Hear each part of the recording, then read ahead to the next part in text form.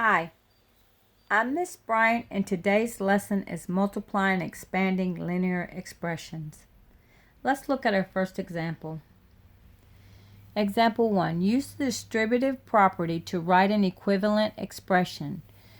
Distributive property means if you have a number outside the parentheses, you're going to multiply or distribute it to everything in the parentheses. So let's distribute this 4 to everything in the parentheses. So 4 times x is 4x minus 4 times 6 is 24. That is distributive property. Okay, now let's look at a question that's going to give me one like this and wants me to go backwards. And we call that factoring. Let's look at the next question. Example 2. Use distributive property to write an equivalent expression. Well, really, they already distributed for me and they want me to factor it out.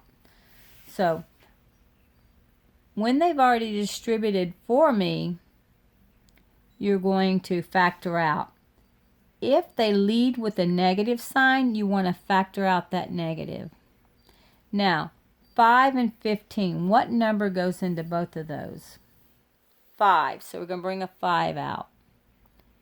Okay, negative 5 times what's going to give you negative 5x? It's x. Now be careful here.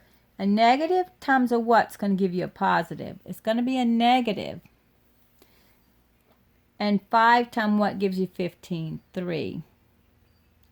Anytime you bring a negative out or you factor a negative out, it's going to change this middle sign right there.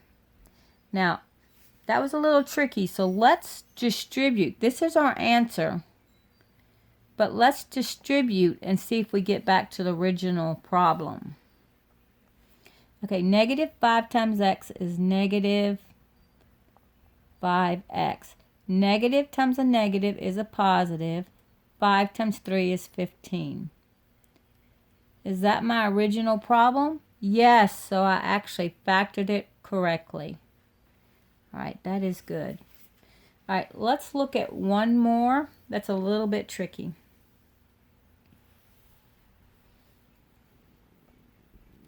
All right, this has a fraction in it. 2/5 x plus 2. All right, we're going to factor out the 2/5. 2/5 times what's going to give you 2/5 x? It's going to be x. Plus 2/5 times what's going to end up with a 2. Well, if you take your fraction and do the reciprocal of it and multiply by this 2, it'll give you what needs to go here. So take your 2/5, do the reciprocal, times your 2. Okay?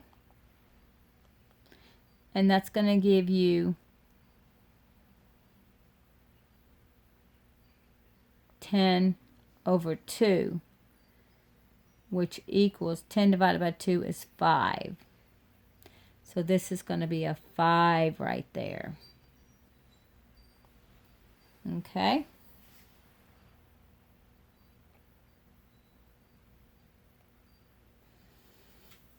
All right, that was a little tricky, so let's distribute and let's check it out and make sure we did it properly.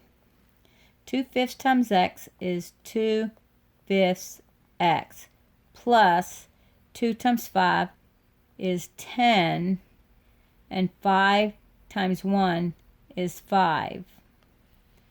So 2/5 x plus 10 divided by 5 is 2.